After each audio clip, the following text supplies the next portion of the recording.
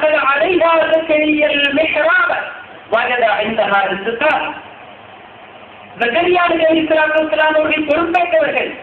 அவர்கள் வந்து இவர்களுக்காக வேண்டியுள்ள உணவை கொண்டு வரக்கூடிய நேரத்திலே அவர்களிடத்திலே உணவை காண்கிறார். இவர் கையிலே கொண்டு வருகின்றார். ஆனால் அவர்களிடத்திலே உணவு இருக்கிறது. قال أنى لك هذا؟ قالت هو من عند الله إن الله يرزق من يشاء بغير حساب. சொல்லிட்டார்கள். அல்லாஹ் தந்தது முஅஜிஸத்து கராமத்து.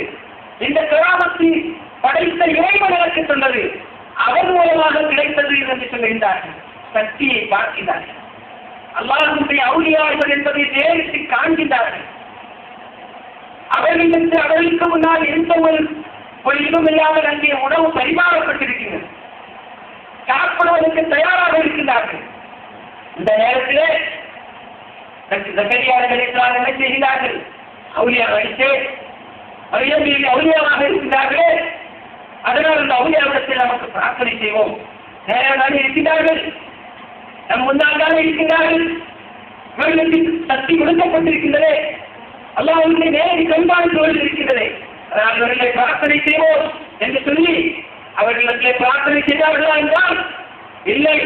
அடுத்த வசனம் இறைவன் சொல்லி காட்டுகின்றான்.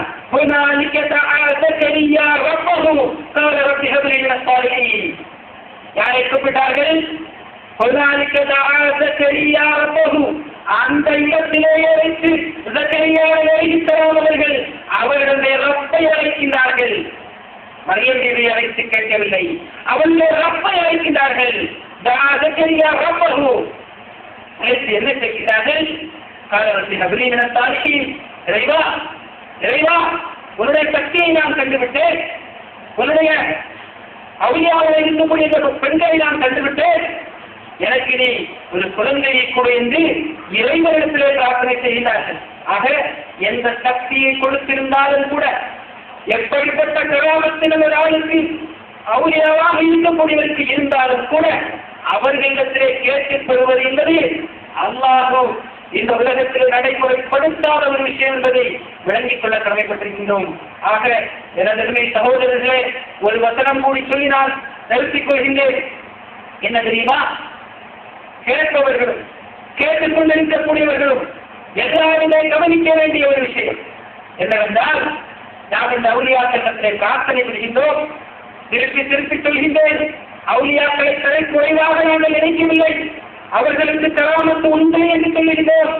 அது அல்லாஹ்வும் அவர்களுமாயுள்ள ஒரு நண்பர் என்று நாம் சொல்லிக் கொண்டிருக்கின்றோம். ஆனால் அவர்களிடத்திலே துஆ செய்வது மட்டும் கூடாது என்பதை சொல்ல வருகின்றோம். அதற்கு உதாரணமாக அல்லாஹ் என்ன சொல்லுகிறான் தெரியுமா? யா அய்யுஹன்னாஸ், மக்களே, இந்த மக்கள் ஒரு உதாரணம் சொல்கின்றேன். யார் சொல்லுங்களா? யாரல்ல, அல்லாஹ் சொல்லுகிறான் கேளுங்கள். ஒரு உதாரணம் நான் சொல்லுகின்றேன். எல்லோரும் செவிதாழ்த்தி கேளுங்கள். இறைவன் எவ்வளவு அழகாக தொடங்குகிறார்கள். படைத்த இறைவன் நம்மிடத்தில் பேசுகின்றான். மக்களே, ரொம்ப மக்கள் ஒரு உதாரணம் சொல்கின்றேன். நீங்கள் அழைத்துக் கொண்டிருக்கின்றீர்களே அல்லாஹு அல்லாதவர்கள், அல்லாஹு அல்லாதவர்களை அழைத்துக் கொண்டிருக்கின்றீர்களே அவர்கள் ஒரு ஈஸ்தியை போதும் அவர்கள் படைக்கவில்லை. ஒரு ஈ இருக்கின்றதே, அந்த ஈ நமக்கு மேல் இருக்கக்கூடிய ஈ, தட்டி விட்டால் சென்று போகக்கூடிய அந்த ஈ, அதை கூட அவர்கள் படைக்கவில்லை. அப்படிப்பட்டவர்களாக அவர்கள் இருந்து கொண்டிருக்கிறார்கள். படைப்பு என்பதற்கு சாத்தியமே இல்லை. அது ஒரு ஈயாகட்டும் பொதுவாகட்டும் அவர்கள் படைக்கவில்லை.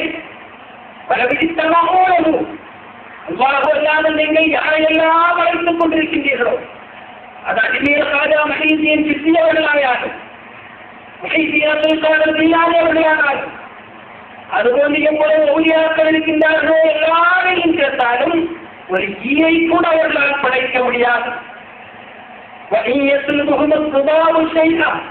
அந்த ஈ இருக்கின்றதே, அவர்களுடைய கையிலிருந்து ஏதாவது ஒரு சின்ன ஏதாவது ஒரு விஷயத்தை பிடித்து எடுத்து சென்று விடுவார்கள். அதை திருப்பி வாங்க கூட அவர்களால் முடியாது. காரணம் என்ன? இறந்து விட்டார்கள். அவர்கள் மகான்களாக இருந்தார்கள், உலகத்திலே வாழ்ந்து கொண்டிருந்தார்கள். இப்போது அவர்கள் இறந்து விட்டார்கள். அவர்களுக்கு அதை திருப்பி வாங்கக்கூட முடியாது. இப்படிப்பட்ட உதாரணத்தை சொல்லிவிட்டு அல்லாஹ் என்ன சொல்லுகிறான் தெரியுமா? தேடக்கூடியவன் இருக்கின்றானே, தேடப்படக்கூடியவன் இருக்கின்றானே, கேட்கக்கூடியவர்களும் கேட்கப்படக்கூடியவர்களும், அதாவது நாமும் அவரியாக்களும் பலகீனர்கள், புத்தி இல்லாதவர்கள், நமக்கு மண்டையில் ஒன்றுமே இல்லை. திட்டவட்டமாக சொல்லுகின்றான், இப்படி நீங்கள் செய்து கொண்டிருக்கிறீர்கள் என்றால் உங்களுக்கு மண்டையில் ஒன்றுமே இல்லை என்று சொல்லுகின்றான். இவ்வளவு நேரமாக உங்களுக்கு மத்தியிலே குர்ஆன் ஆயத்துக்களை மட்டுமே சொல்லியிருந்தேன், ஹதீஸ்களை மட்டுமே சொல்லியிருந்தேன். என்னுடைய கருத்தாக எதையுமே நான் சொல்லவில்லை. அதனால் எனது நிலை சகோதரர்களே, நம்முடைய இந்த முஸ்லிம் சமூகத்தினுடைய நிலைமை, இவர்கள் அல்லாஹுவை மட்டும் அழைக்கக்கூடியவர்களாக என்று ஆகின்றார்களோ அன்று அவர்களுக்கு உயர்வு ஏற்படும், அன்றவர்களுக்கு உயர்வு ஏற்படும். அவர்கள் தங்களுடைய நிலைமையிலே உயர்ந்து வருவார்கள், தலைவர்கள் ஆவார்கள், அவர்களுடைய சமூகத்தினுடைய நிலைமை உயரும். அப்படிப்பட்ட ஒரு உயர்வை அல்லாஹ் சுப்ஹானஹு வ தஆலா அவர்களுக்கு தருவான். என்ன செய்ய வேண்டும்?